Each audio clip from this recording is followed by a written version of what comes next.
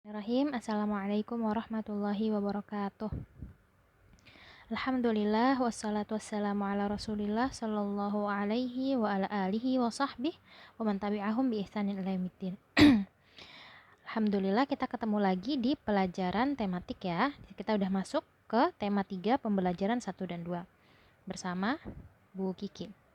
Nah, teman-teman, sebelum belajar kita berdoa dulu ya. Allahumma inni as'aluka ilman nafi'an wa rizqan thayyiban wa amalan mutaqabbalan. Baik, kita akan masuk ke pembelajaran pertama yaitu bagaimana cara merawat tumbuhan.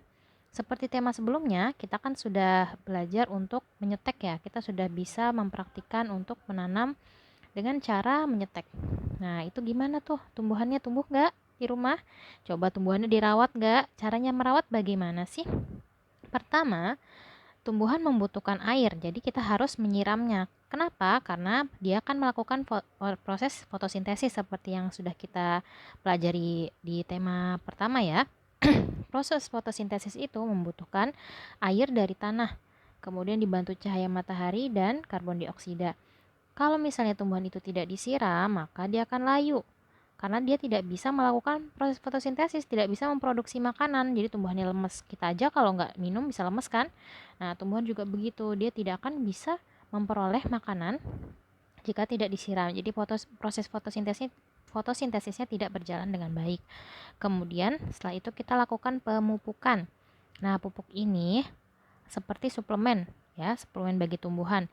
Nah, di sini biasanya kita ada pupuk, ada dua, organik dan kimia. Organik itu biasanya pupuk kompos ya dari kotoran hewan yang diberikan ragi atau tumbuhan-tumbuhan, misalnya sampah-sampah makanan, makanan organik misalnya kulit kulit pisang, kulit mangga atau dan selainnya.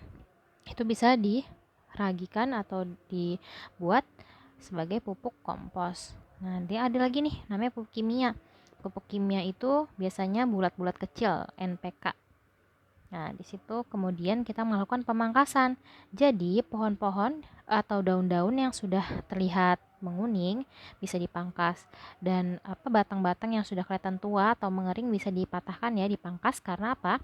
Akan merangsang pertumbuhan daun dan batang yang baru. Kemudian membersihkan hama dan gulma. Nah, kita akan tahu nih hama itu kayak gimana sih, gulma itu apa. Hama itu adalah serangga atau hewan-hewan yang bisa merusak tumbuhan kita. Sedangkan gulma itu mereka tumbuhan liar seperti rumput-rumput yang tumbuh di sekitar tumbuhan kita. Nah, itu nanti akan berebutan nutrisi. Jadi si gulma ini juga harus dikendalikan atau dibersihkan. Kita kan tahu nih macam-macam hama pada tumbuhan. Coba kita lihat di sini ada tikus.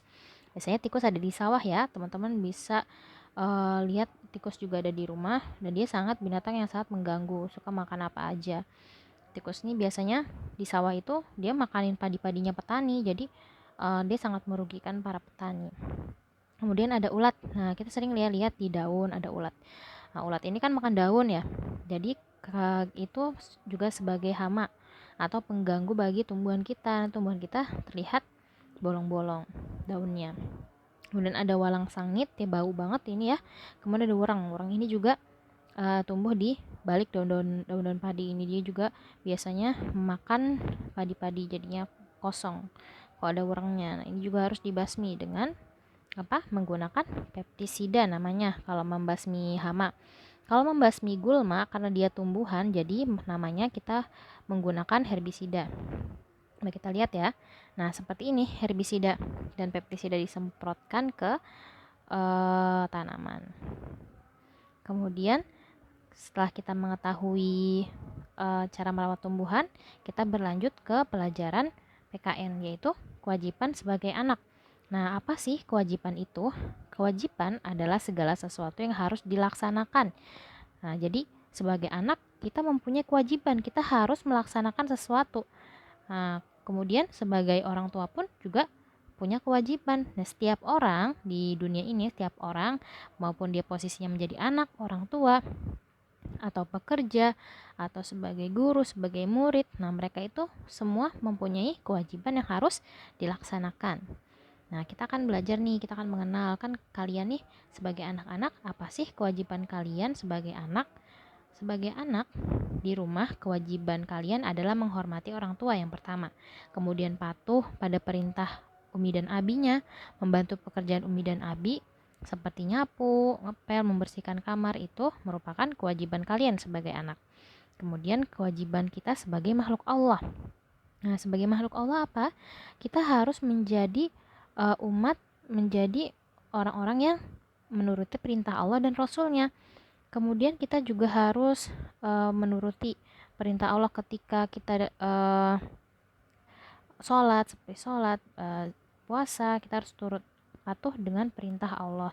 Dan juga kita harus menyayangi makhluk-makhluk Allah. Karena apa? Karena Allah memerintahkannya, apalagi dengan orang tua ya. Allah memerintahkan kita di Al-Quran, kita harus berbakti kepada orang tua. Seperti itu. Kemudian kewajiban kalian sebagai pelajar di sekolah. Nah, di pelajar di sekolah nih harus menaati peraturan yang ada di sekolah dan menghormati bapak ibu guru kalian. Nah, kita sudah tahu ya arti kewajiban itu. Kemudian kita beralih ke pelajaran selanjutnya, matematika garis bilangan. Nah, garis bilangan itu seperti apa? Garis bilangan merupakan garis yang sama panjang, bertuliskan bilangan-bilangan berurutan dari kecil sampai besar. Nah, kita akan lihat nih di sini. Nah, contohnya seperti gambar di sini ya. Garis-garis ini dari titik 0 ya, kita kasih di sini 0, kemudian 1, 2, 3 mempunyai jarak yang sama, Nah, kemudian apa? Mereka berurutan dari kecil sampai ke besar. Nah, di sini kita akan apa sih gunanya garis bilangan itu? Nah, di sini kita bisa melakukan penjumlahan dengan garis bilangan. Nanti kita akan masuk ke bab penjumlahan menggunakan garis bilangan. Nah, semakin ke kanan garis bilangannya semakin besar. Semakin ke kiri, maka akan bilangannya semakin kecil. Nah, coba ya kita lihat di sini. Cara menghitung garis bilangan adalah misalnya seperti penggaris. Nah, di sini ya sama seperti penggaris. Dimulai dari 0.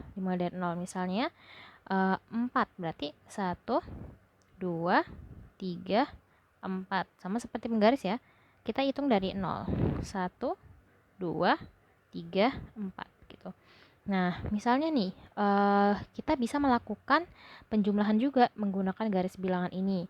Contohnya ya, Ibu akan memberikan soal 3 ditambah 4 berapa ya? Kita mulai dari 0 ya. 1, 2, 3. Nah, kemudian kita di sini lagi biar nggak ketukar. 1, 2, 3, 4. Nah, jumlahnya berapa? Kita hitung dari sini 0 sampai ke angka 7. Berarti 3 tambah 4 sama dengan 7. Nah, garis bilangan ini nanti akan bersambung di kelas 6. Karena nanti kelas 6 kalian akan lebih mempelajari lebih dalam lagi tentang garis bilangan ini. Makanya kita melakukan di pelajaran kelas 3 ini hanya pertambahan saja, penjumlahan dahulu. Gitu teman-teman. Misalnya Ibu lagi punya berapa nih? Contoh yang kedua misalnya 4 ditambah 5. Kita hitung dari sini ya. Dari 0, 1, 2, 3, 4. Kemudian kita hitung di bawahnya 1, 2, 3, 4, 5. Berarti jumlahnya berapa dari 0? Dari 0 sampai ke sini ada berapa?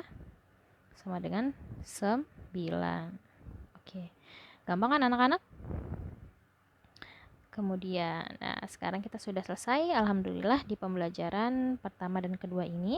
Tugasnya dikerjakan ya, nanti tugasnya akan diberikan oleh wali kelas masing-masing.